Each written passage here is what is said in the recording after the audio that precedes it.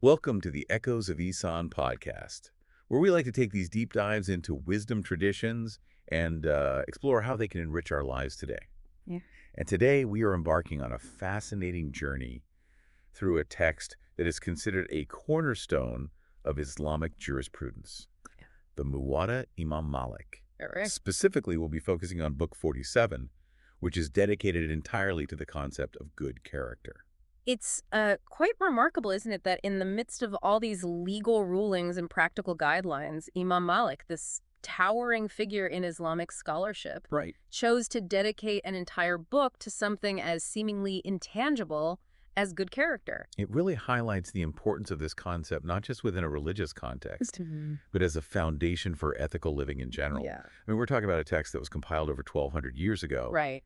yet the wisdom within it feels so incredibly relevant to our lives today. Absolutely. And what makes this deep dive even more intriguing is that our primary source material is a collection of hadiths, sayings and actions of Prophet Muhammad, peace be upon him, Right. that offer insights into how to cultivate good character in a practical, everyday sense. Okay, so let's unpack this. We're dealing with a pretty broad concept here, good character. Yeah. Where do we even begin to define something so multifaceted?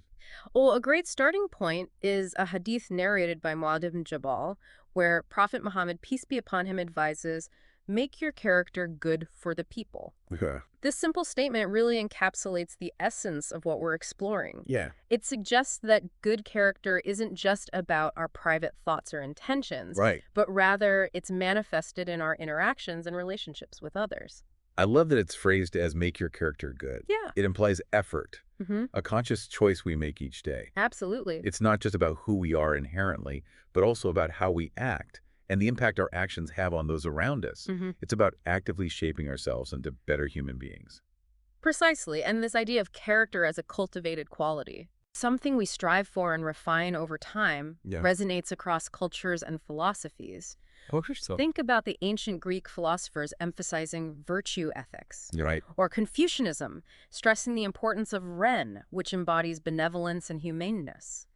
These traditions, while originating in different contexts, all point to the universal aspiration of cultivating a virtuous and ethical life. So this book isn't just for Muslims then? Not at all. Okay. While the Muwatta Imam Malik is undoubtedly a foundational text in Islamic law and tradition, Right. the wisdom it contains regarding good character transcends any specific religious boundary.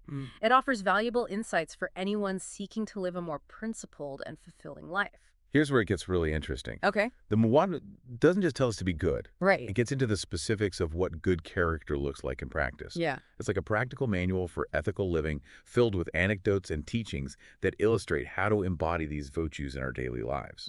Exactly. And one of the first hadiths we encounter in Book 47 emphasizes the importance of ease and avoiding wrongdoing. Okay. It's narrated that Prophet Muhammad, peace be upon him, preferred the easier option in any situation unless it involved a wrong action. So it's not about always choosing the most difficult or challenging path, Right. but rather finding that sweet spot between what's practical and what's ethically sound. Exactly. It's about recognizing that sometimes the simplest path is the most virtuous one, Yeah. as long as it doesn't compromise our values. Precisely. It's a call for balance and discernment in our daily decision-making. Right. We live in a world that often glorifies busyness and striving, where we're constantly bombarded with messages that tell us to push harder, do more, and never settle. Yes. But this hadith reminds us that there's wisdom in choosing the easier path when it aligns with our principles. It's about recognizing that sometimes opting for simplicity and ease can actually lead to greater peace of mind and a more fulfilling life. I'm already starting to see how these seemingly simple sayings are packed with layers of meaning. Yeah. They invite us to reflect on our own choices and how we navigate the complexities of daily life. They really do. And building on this theme of choosing wisely, another hadith in the Muwatta highlights the importance of avoiding unnecessary matters. Okay. It states that leaving what doesn't concern one is a mark of excellent Islamic practice. Ooh, this one hits home. Yeah. It feels incredibly relevant in today's world, where we're constantly bombarded with information and pulled in a million different directions. Social media, the 24-hour news cycle, the constant barrage of notifications. It can feel like we're drowning in things that don't actually concern us. Exactly. And think about the mental and emotional energy we expend on things that are outside our control or responsibility. Right. We get caught up in online debates. Yeah. We stress over events happening on the other side of the world. Mm-hmm. We allow ourselves to be consumed by the drama unfolding in other people's lives. Yeah. This hadith encourages us to step back from all that noise and focus on what truly matters, our own actions, our own sphere of influence, and the things we can actually control. It's like a decluttering for the mind. Mm-hmm. It frees up space to focus on what's truly important, our personal growth, our relationships, and making a positive contribution to the world around us. Precisely. It's about cultivating a sense of inner peace and clarity amidst the chaos of the external world. Yeah. And this leads us to another crucial theme that emerges in the Muwatta. Okay. Treating people with kindness, even the difficult ones. Okay. There's a story in the text about a man known for his difficult personality who comes to visit Prophet Muhammad, peace be upon him. And I bet the prophet didn't just slam the door in his face. No. I have a feeling this story is going to illustrate a powerful lesson about how we interact with people, especially those who might challenge us. You're absolutely right. Despite knowing this man's reputation for being argumentative and disagreeable, Prophet Muhammad, peace be upon him, received him with grace and engaged him in conversation. Wow. Later, Ashisha, the prophet's wife, observed them laughing together and expressed her surprise. That's such a powerful example of not letting preconceived notions dictate our interactions. Exactly. It's a reminder that everyone is carrying their own burdens, facing their own challenges. Right. And perhaps their outward behavior is a reflection of those inner struggles. Exactly. Prophet Muhammad, peace be upon him, demonstrated that even those we perceive as difficult deserve our respect and kindness. Mm-hmm. We never know what someone else is going through, and approaching them with compassion and understanding can make a world of difference. Yeah. This hadith encourages us to give people the benefit of the doubt and to approach challenging social situations with wisdom and grace. It's a reminder that our assumptions about people might be completely off base. Right. And that sometimes extending a hand of kindness is all it takes to shift a dynamic and foster connection. Indeed. Now, another fascinating aspect of good character explored in the Muwatta is the power of reputation. Okay. There's a saying by Ka'b al-Ahbar that states, if you want to know what a slave has with his lord, then look at whatever good praise follows him. So our reputation isn't just about social standing or outward appearances. Right. It's a reflection of our inner state, our character, and how our actions impact those around us. Precisely. Almost like a spiritual report card Mm-hmm. that's constantly being updated based on how we treat others and how we move through the world. Exactly. It highlights the idea that a good reputation is built over time through consistent good deeds and positive interactions with others. Yeah. It's not something we can fabricate or manipulate. Right. It's a natural consequence of how we live our lives. Mm-hmm. This raises an important question for all of us. Okay. What kind of reputation are you building through your words and actions? That is a powerful question to sit with. It is. It challenges us to examine the legacy we're creating through our interactions with others and the impact we have on our communities. Yeah. It's a reminder that every choice we make, every action we take, Right. contributes to the kind of person we become and the reputation we cultivate in the world. It truly is. And this leads us to another profound concept, that the Muwatta explores the idea of character as a path to spiritual elevation. Okay. There's a statement that says, good character can elevate a person to a spiritual level comparable to those engaged in intense acts of worship. Whoa, hold on. Are you saying that simply being a good person can be as impactful as, say, spending nights in prayer or days in fasting? Yeah. That seems like a pretty radical statement. It might seem radical at first glance, but when you delve deeper into the wisdom of this teaching, it begins to make a lot of sense. Okay. It highlights the idea that consistent good character is in itself a form of continuous worship. Every act of kindness, every display of patience, every moment of honesty, Right. it all contributes to our spiritual growth and connection with the divine. Okay. Even if it's not done in a formal religious context. So it's not just about the grand gestures or the outward rituals. It's about those small everyday choices that reflect our character and how we treat others. Mm-hmm. It's about weaving goodness into the very fabric of our being so that it becomes an effortless expression of who we are at our core. Precisely. It's about embodying those virtues in every interaction, every thought, every decision. Right. It's about living a life that's aligned with our highest principles, not just when it's convenient or when we're being observed, Yeah. but in every moment, big or small. This is making me rethink my whole approach to spirituality. It's not just about designated times of prayer or meditation. Right. It's about how we carry ourselves throughout the day and how we interact with every person we encounter. Exactly. It's about bringing that same level of intention and mindfulness to our relationships and our actions as we do to our formal religious practices. Exactly.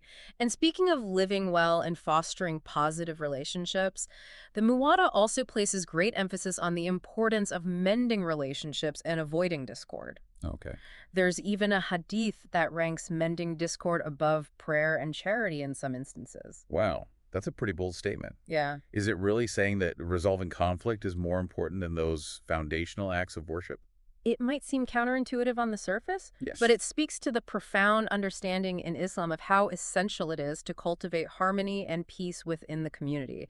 Oh. Holding on to grudges, allowing discord to fester, and refusing to reconcile. Right. These actions can poison our hearts, create divisions within the community, and ultimately hinder our spiritual progress. So it's not just about individual piety or personal acts of worship. Right. It's about understanding that our actions have a ripple effect, and that creating a harmonious and just society requires us to actively prioritize reconciliation and mend broken relationships. Exactly. It's about recognizing that we're all interconnected and that the well-being of the community is inseparable from our own personal well-being. And the Muwatta offers some practical guidance on how to mend broken relationships. Okay. It encourages us to be the first to extend a hand of peace, to forgive those who have wronged us, and to actively seek reconciliation, Right. even if it feels difficult or uncomfortable. That's really powerful. But what if someone has really hurt us? Are we expected to just sweep it under the rug and pretend it didn't happen? Right. Forgiveness can be a really challenging concept, It is. especially when we've been deeply wounded. Forgiveness is a complex process, and it certainly doesn't mean condoning harmful actions or forgetting the pain that was caused. Right. It's not about minimizing or denying the impact of someone's actions. Yeah. Rather, it's about releasing ourselves from the burden of anger and resentment so we can move forward with a clear heart.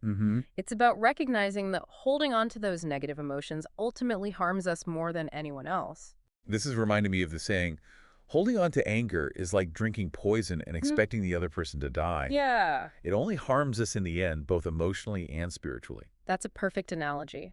It's about reclaiming our inner peace and freeing ourselves from the weight of those past hurts. Now, to truly grasp the significance of good character in Islam, we need to look at this powerful statement from the Prophet, peace be upon him. I was sent to perfect good character. Okay, that's huge. It's basically saying that perfecting good character is the very essence of his mission. Right. It's like saying that embodying these virtues, living a life of integrity and compassion, is at the very heart of what it means to be a Muslim. Exactly. It elevates good character beyond just a personal virtue. It becomes the foundation for a just and compassionate society. It's about establishing justice, upholding truth, showing mercy, and treating all beings with dignity and respect. Yeah. It's about recognizing the inherent worth and value of every individual, regardless of their background beliefs or social standing. So if we want to understand the true spirit of Islam, we need to look beyond rituals and rules and focus on embodying these core values of good character. It's about weaving those principles into every aspect of our lives, from our personal relationships to how we engage in our communities and the wider world. Precisely. And the Muwatta provides a roadmap for how to do that. Yeah. It offers us practical examples, insightful teachings, and profound reflections that guide us on this journey of cultivating good character. Now let's delve into some specific virtues that are highlighted in the text. Okay. Modesty, for example, is presented as a core characteristic of Islam. I always thought of modesty as primarily about outward appearance, Right. like dressing in a certain way or behaving in a reserved manner. But I have a feeling there's a much deeper meaning to it within the Islamic context. You're right. Modesty in Islam is much more than just outward appearances. While it does encompass those aspects, it goes much deeper. Okay. It encompasses both inward and outward manifestations. It's about humility, respecting boundaries, and not seeking excessive attention or praise. Right. It's about sincerity in our intentions and actions, not seeking to show off or inflate our ego. So it's about having a balanced and grounded sense of self, not being arrogant or boastful, but also recognizing our strengths and using them for good without seeking external validation or needing to be the center of attention. It's about letting our actions speak for themselves. Exactly. It's about recognizing that true worth comes from within, from our character and our intentions, not from external validation or social status. It's about understanding that we are but a small part of a much larger whole, and that our purpose is to contribute to the greater good, not to seek personal glory. This is making me realize how interconnected all these virtues are. Modesty is linked to humility, which influences how we treat others, which impacts our reputation and ultimately shapes our spiritual journey. It's all woven together into this intricate tapestry of character that guides our actions and shapes our lives. You've got it. Now, another virtue that receives significant attention in the Muwatta is controlling anger. Okay. There's a hadith where the Prophet, peace be upon him, simply advises, do not be angry. Short, sweet, and incredibly challenging advice to follow. It is. We all get angry sometimes. It's a natural human emotion. How can we realistically live by this advice and navigate those moments of anger in a way that's conducive to cultivating good character? It's certainly a challenging virtue to master, but the Muwatta offers some guidance. Okay. It emphasizes that a truly strong person isn't the one who overpowers others physically or lashes out in anger, but the one who can control their emotions, especially anger. Right. It's about responding rather than reacting and choosing a course of action that aligns with our highest principles even when we're feeling triggered. So it's about inner strength, not brute force. It's about recognizing the triggers, understanding the root causes of our anger, and finding healthy ways to express and manage it so that it doesn't control us or lead us to actions that we'll later regret. Absolutely. And controlling anger doesn't mean suppressing it completely. It's about acknowledging that anger is a natural human emotion, but also recognizing that we have a choice in how we respond to it. It's about finding that pause button before reacting impulsively and asking ourselves, what's the most constructive way to address this situation? So instead of exploding at someone in traffic, maybe take a few deep breaths, try to shift our perspective, and remind ourselves that the person in the other car is probably just as stressed and rushed as we are. It's about choosing compassion over reactivity. Exactly. It's about cultivating a sense of spaciousness within ourselves so that we can respond to challenging situations with wisdom and grace rather than being controlled by our emotions. Okay, there's one more theme from the Muwatta that I want to explore, the recurring emphasis on reconciliation and avoiding shunning others. It seems like this concept is woven throughout the text, appearing in various forms and contexts. You're absolutely right. The text specifically mentions a 3-day time limit for shunning someone. It highlights the spiritual implications of holding on to grudges and emphasizes the importance of taking the initiative to mend broken relationships swiftly and decisively. Wait, so there's an actual time limit on how long we're allowed to stay angry with someone? That's fascinating. It suggests a sense of urgency around reconciliation and a recognition that allowing those negative feelings to linger for too long can be detrimental to both individuals and the community as a whole. It speaks to the urgency of reconciliation in Islam. Yeah. It's not something we can indefinitely postpone or brush aside as unimportant. Right. It's a vital aspect of cultivating good character and building strong communities. It's about recognizing that we're all flawed human beings capable of making mistakes, and that holding on to anger and resentment ultimately serves no one. This makes me think about how easy it is to get caught up in our own hurt and justify our anger, especially when we feel like we've been wronged. But this hadith is like a gentle nudge to let go of that ego and prioritize mending the relationship, even if it means swallowing our pride and being the first to apologize. Exactly. It's a reminder that we're all in this together, and that building a harmonious and loving community requires us to prioritize compassion, understanding, and forgiveness. It's about recognizing that our relationships are precious and worth fighting for, and that sometimes taking that first step towards reconciliation can make all the difference. It's like a built-in reset button for relationships, Right. preventing those small disagreements from snowballing into major rifts that can really fracture families and communities. It's a recognition that maintaining those bonds of connection is essential for our well-being, both individually and collectively. Precisely. It emphasizes that community harmony is paramount, Right. and that preserving those relationships is a spiritual imperative. It's Yeah. not just about getting along for the sake of appearances. Right. It's about recognizing the deep interconnectedness of all human beings and understanding that our actions have a direct impact on those around us. This deep dive has been incredibly eye-opening. We've covered so much ground defining good character, exploring specific virtues like modesty and controlling anger, and delving into the importance of mending relationships and avoiding the pitfalls of shunning others. It's amazing how these concepts woven together create this blueprint for ethical living that transcends time and cultural boundaries. And remember, all of these insights stem from just a handful of hadiths within a single book of the Muwatta Imam Malik. Right. Imagine the wealth of wisdom contained within the entire text waiting to be discovered and applied to our lives. Oh, yeah. It's an invitation to embark on a lifelong journey of learning and self-discovery, using these teachings as a guide to navigate the complexities of human experience. So what does this all mean for us, for listeners tuning in today? Yeah. What's the takeaway from this exploration of good character as presented in the Muwatta Imam Malik?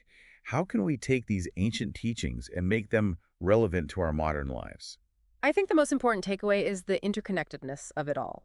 Good character isn't just about adhering to a set of rules or performing certain actions. Right. It's about cultivating inner qualities like compassion, humility, patience, and forgiveness that naturally manifest in our outward actions. It's about striving for excellence in our relationships, contributing to our communities, and ultimately deepening our connection with the divine through our interactions with others and the way we move through the world. It's like a beautiful tapestry woven from threads of virtue that creates a life of meaning and purpose. Right. Each act of kindness, each moment of self-awareness, each choice we make to act with integrity contributes to the richness and beauty of this tapestry. Exactly. And just like any skill worth mastering, cultivating good character requires effort, practice, and constant self-reflection. It's not a one-time achievement. Right. It's a lifelong journey of growth and refinement. Yeah. It's about showing up each day and making the conscious choice to align our actions with our highest values, even when it's difficult or inconvenient. So as we wrap up this deep dive into the Muwatta Imam Malik, we invite you, dear listener, to consider which principle of good character resonates most with you. Which teaching will you choose to focus on and embody in your own life? How will you weave these threads of virtue into the tapestry of your own being? Keep exploring the Muwatta Imam Malik. Keep reflecting on the importance of good character and keep seeking those echoes of Ihsan. Thank you for joining us on this journey of discovery.